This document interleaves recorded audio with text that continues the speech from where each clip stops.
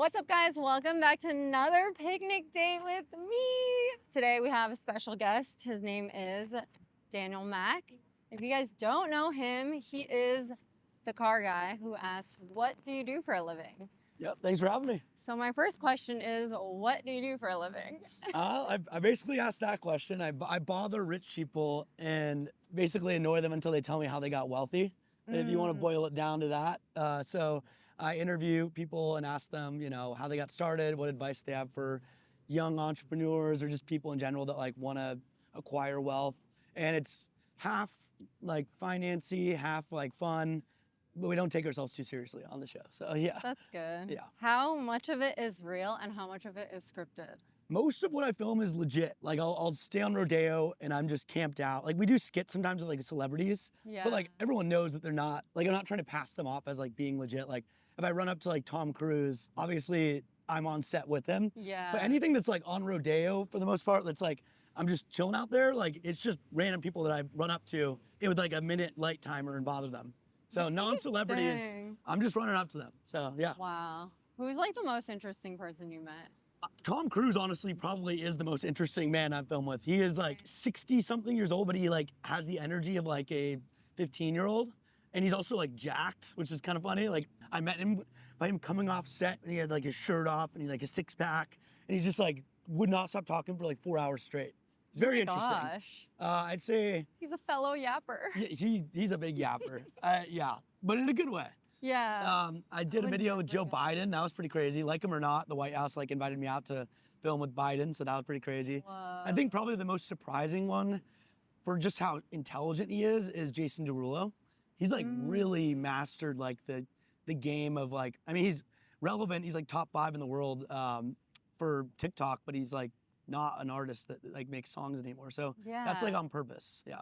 Anyways, I got donuts Ooh, okay. and coffee Ooh. for today's date. You could have a bite of a donut. Sounds good. Eat it. Ooh, all right. Yeah, you're like, eat it now. Ooh, This looks good to me. Good.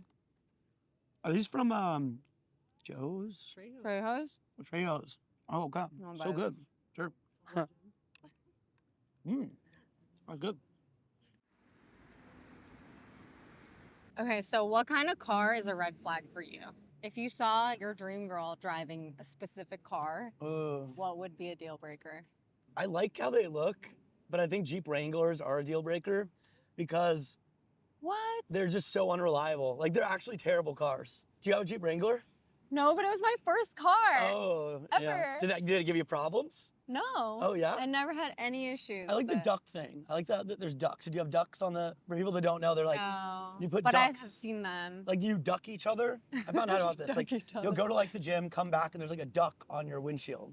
Whoa. They give each other gifts. It's like a I thing. love that. So maybe that's not the right one, honestly. I don't know. They're really bad. Like, not for you, I guess, but for most people, they give a lot of problems. Or just like a truck girl. I think probably truck girl. It's kind of giving like Andrew Tate vibes. I have a truck. Do you? Yeah. Wow, sorry, I gotta go actually. This one's going out to a great start. Should have done my homework before I came here. It's okay. If I saw a guy driving a GT3, I'd be like, Yeah, exactly. Terrible, terrible. that's your dream car? I got it, And I you just got it. got one? Yeah, I just got it. Yeah, I'd Do say you so. like it? I love it. What's like the allure of a GT3? Is it the engine? Yeah, it's very reliable, like bulletproof basically. You can like do whatever you want with it. And it's not about like the power, because it's less powerful than most like major cars in its like price range. It's about like the performance. Like you can, it basically like if you took it on a track, there's a thing called the Nürburgring, not to go too much into the car rabbit hole, but it's like a 7-minute or so track where like there's curves, there's straights, and basically like this car is like in the top like 5 or so of all cars ever made. So like it can like handle corners. Like you can basically perform the best in it. Not in a 0 to 60, but it goes where you want it to go. But with like maneuvering? Yeah. So I think that's like the allure of Porsche is like they've somehow like mastered the art of like being able to go exactly where you want with like the most precision. And that's kind of why they're like the ultimate car, and they don't depreciate and they're reliable. So, yeah. So The reason why I'm bad at driving is because the car I'm driving, not because of me. Yes, 100%. That's good to know. Yes. Because I was always like, I know I'm a good driver, but Blame the Wrangler. my cars don't go where I want it to go sometimes. Yeah, I mean, like, it's like owning like a Cybertruck. Actually, okay, I changed my answer. Okay. Don't tell me you have a Cybertruck. I don't have a Cybertruck. Cybertruck that is the #1 car that would be a red flag for me, is a Cybertruck. How long have you been dreaming of your dream car, and like, how did it feel when you first bought it?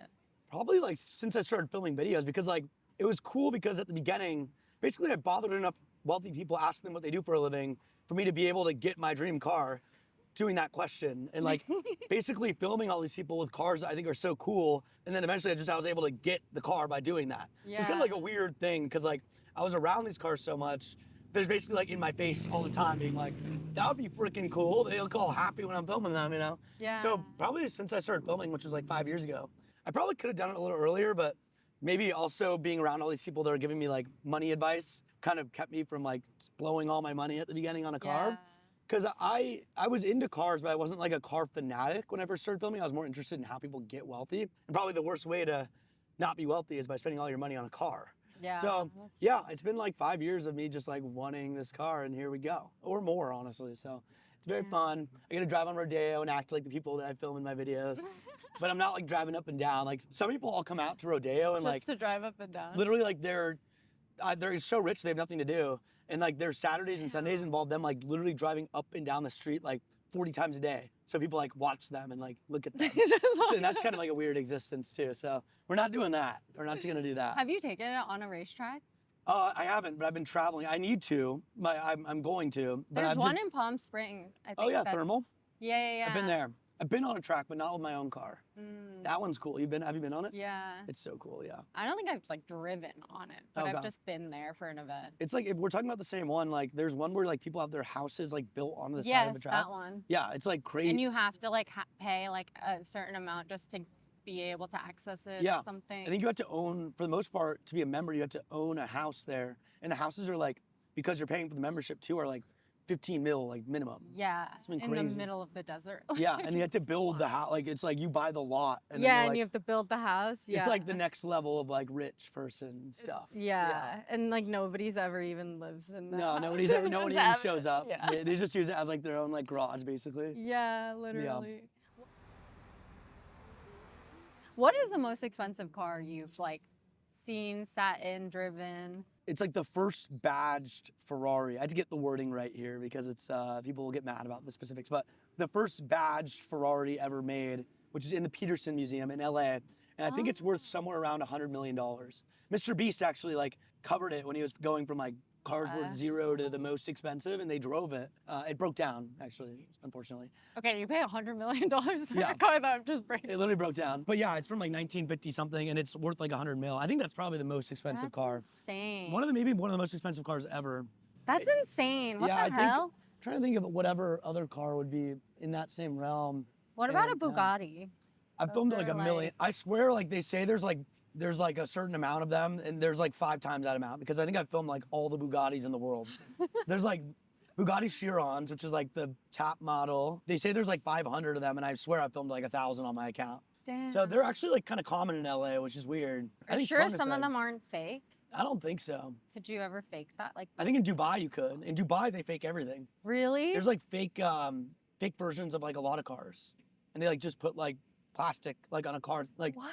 there's a car called a Mercedes AMG 63. It's like a G-Wagon. Yeah. But there's the Brabus version, it's called. And in Dubai they'll just stick like fake like things on the car to make it look like that car, and it's everywhere. It's like a rampant problem. Dubai's kind of whack with that. So yeah, people do it. People like fake their cars. It looks like you've done over like thousands of interviews. Are you good with rejection? Like, have you gotten rejected a lot? Oh, I posted compilations of me getting rejected. People love them, actually. It shows that my videos are legit too, which is always good. Back in the day, I used to get more rejection on when I'd film people because people hadn't seen like the concept of asking someone what they do for a living. Yeah. Like now, pretty much every car owner out there, whether I've asked them, somebody's asked them, because a lot of people like rip my style and like do the same thing. I think now they like know that like there's gonna be a camera out. Like I don't hide my camera when I'm filming. I'm not using like meta glasses or anything like that. But like back in the day, people would just be like, "Why the hell are you filming me? Like get out of my face!" and like yell at me. And I used to like get offended by it, but now I like love it because like I don't film people in like grocery store parking lots or like over here like just putting their stuff away. Like I go up to them on Rodeo, which is like public like street number 101 on like people are gonna be interacting with you, like their windows are down. Yeah. I have like a set of like rules I abide by. Like I don't bother people with like their windows up.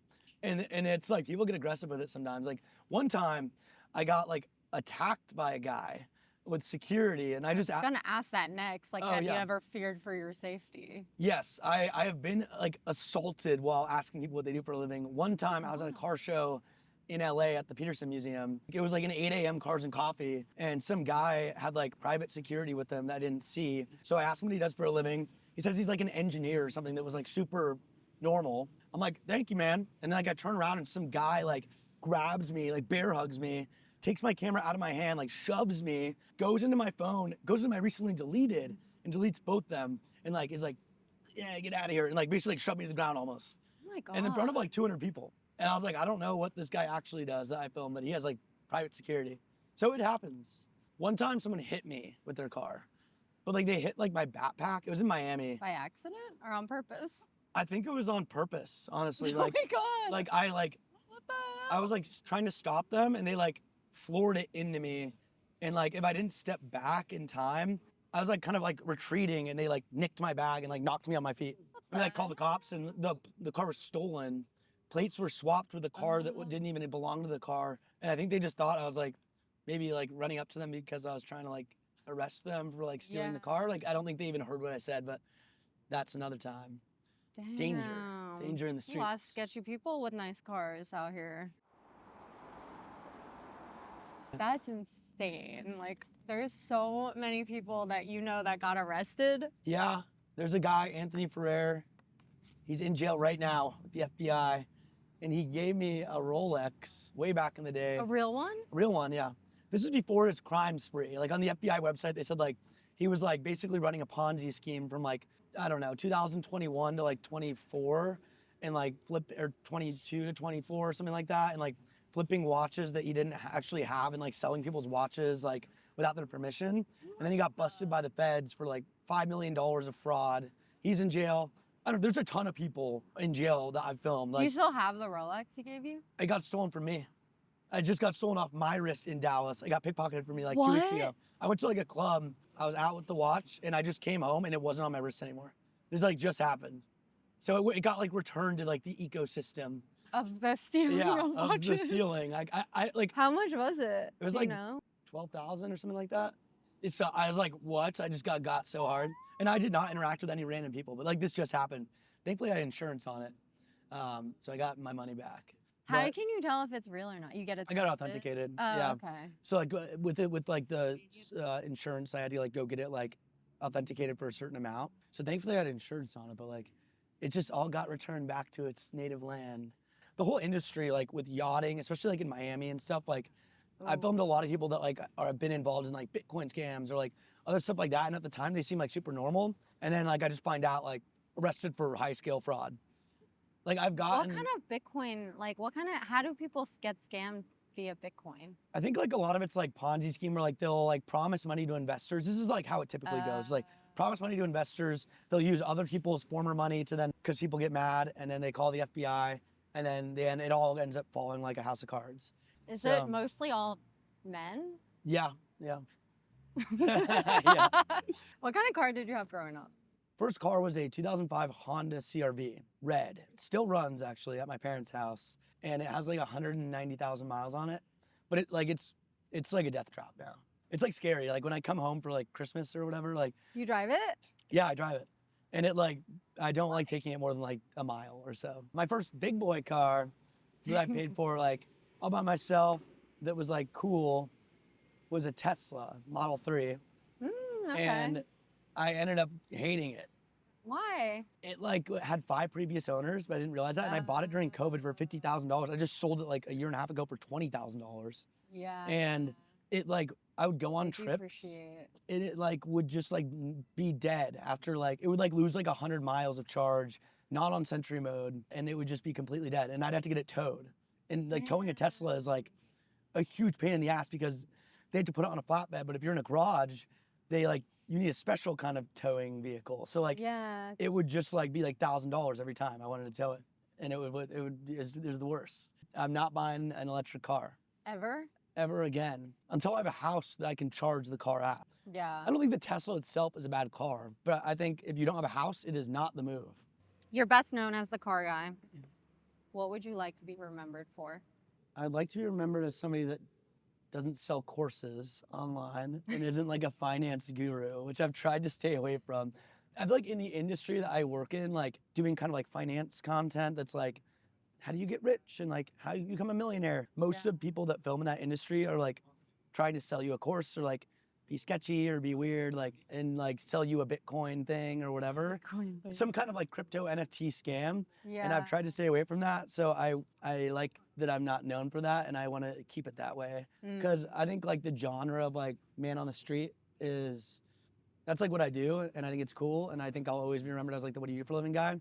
But I also like that paired with not being like a shitty finance guru person. How many people do you have on your team? I have 2 full-time employees, and then I have a manager, and then like my manager's team. So there's like 5 of us basically. Oh, okay. At the beginning, though, for the first like 2 years or so, it was just me Yeah. editing, managing, while working a 9 to 5, and that like sucked. I was working in finance while doing it all at the start, but I didn't. I kind of was pretty like safe with it. Like I think I ended up quitting my job when I had like 8 million followers on TikTok or something like that. But like it all happened like. I was getting like 1 million a month in like 2020. Like every month I'd gain like 1 million or 2 million followers. Back then I didn't realize like now that would be crazy on TikTok, but it was like the golden era. Yeah. And I think I was just like pretty cautious with like wanting to like not be an idiot and like in my eyes like not look stupid in front of like my friends from like high school and like move to LA and fail. Even though now I was like 22 at the time, I was like, who cares if like yeah, I that's moved. the best time to fail. Yeah, is exactly. when you're young. But I think I was like kind of conditioned like to be like, oh, like you have this 9 to 5. I was making like 50K a year, and I was like, oh yeah, let's go. Like I'm gonna like have a great job for the rest of my life. And like now it's like laughable in hindsight, but back then I was like, this is scary. I don't want to like mess up. So I think I did my job for almost. It was like basically like a year. Like I'd clock off work, try to do a brand deal, like go film. Like on the weekends I'd fly to LA, come back. Every waking moment I was doing something for work. Yeah. And that sucked. I think when we're young, it's easy to just do it because you're like, okay, this is all new, it's exciting. And then, I don't know, over time, like for me too, I was like, wow, I'm like losing steam. Yeah. Because I can't keep doing this. How long have you been doing it for? Like Content? 9 years. 9, okay. Since 2016. And how old are you? 31. Okay, yeah. Jeez, yeah, that's a lot. Wait, how old are you? 27. Oh, okay. Yeah.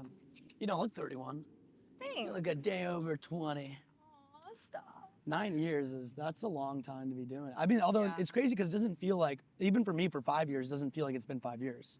I feel like it's been like 2 years. And I'm like, whoa, where'd the time go? So you quit after 2 years of doing it. And then the day you quit, you were just like, Yeah, peace. I mean, I remember it very specifically. I think it was about a year, but I was on my own. Like I didn't have a full team for about 2 years. I remember like, I was all nervous about quitting. My mom would like call me every day and be like, don't quit your job.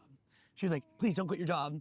And at the beginning it was a joke. I'm like, I'm not gonna quit my job. This is like, because it all happened so fast. Like, I had like 1 million followers after my first video in like 5 days, which is like just ridiculous. Damn. It was like video 1, 20, 30 million views. Video 2, the next day, like 30 million views. Video 3, like 60 million views. Yeah. And like then I had 1 million followers. And I didn't even show my face at the time. Like people didn't know it was me because it was all POV. Because I wasn't comfortable in front of the camera.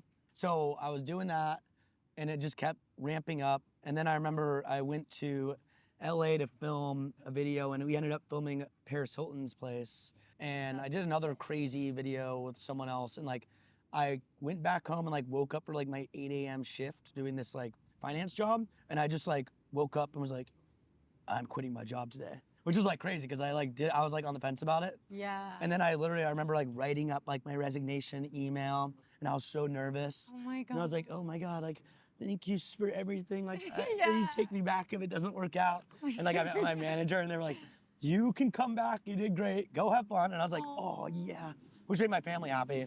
And now it's like all haha, like funny. But at the time I was like, shit, like this is so scary. And I was like super scared. But the reason I quit my job also and was comfortable was this was during like the Snapchat boom. Oh, I actually saw this. Yeah, I saw yeah. you talking about this. Yeah, like 27K for your first Snapchat. Yeah, That's yeah. crazy. So yeah, and that was after the cut. So I remember thinking it was like a misprint, and I'm like, it was off of 2 videos. One episode got like 5 million views, and another one got like 3 million views. And I did not know how to use like Snapchat. Like my format was bad. The like it looked grainy. Like it was terrible. And I just was like, oh, 5 million views on Snapchat episode. Like that's less than I get on TikTok. I thought I'd get like $100. Yeah. And it's like 27,000 or something like that post split. And I was like, that's insane. what the fuck? I emailed them. I'm like, is this right? They're like, yep, that's 20. You'll get it in 60 days. And I was like, and they're like, actually, we forgot to put extra zero at the end. no, literally, bro. And you have to wait 60 days after you film it. So like this, like that was like when I was getting it. And I was like, whoa. And then it hit my bank account. And I was like, what? Damn. And then I was like, okay, that's half my salary off of one video. Yeah. And then I did it again the next month. I think I made like 40K or something. And I was on like, Snapchat alone. yeah, just on Snap. And I was like, okay, so I just made my annual salary in like a month. So even if I quit my job and did nothing for a year and it You're didn't work good. out, I would literally be like in the same boat Yeah. with the money up front. And that's when I was like, okay. You're like, yeah, like, why would I not? Yeah.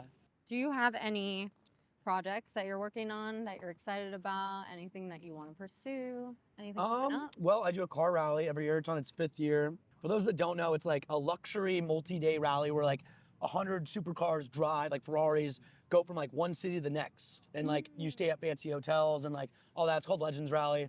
And we just announced it today actually. And we're taking it to the south. So we're going from Dallas to Bourbon Street, New Orleans to Birmingham, Alabama to Nashville. And it's like a crazy like luxury event. And it's in come? March. You should go, yeah. You can come. We have influencers Do I that have come. to bring a specific car? Something cool. Something My cool. truck.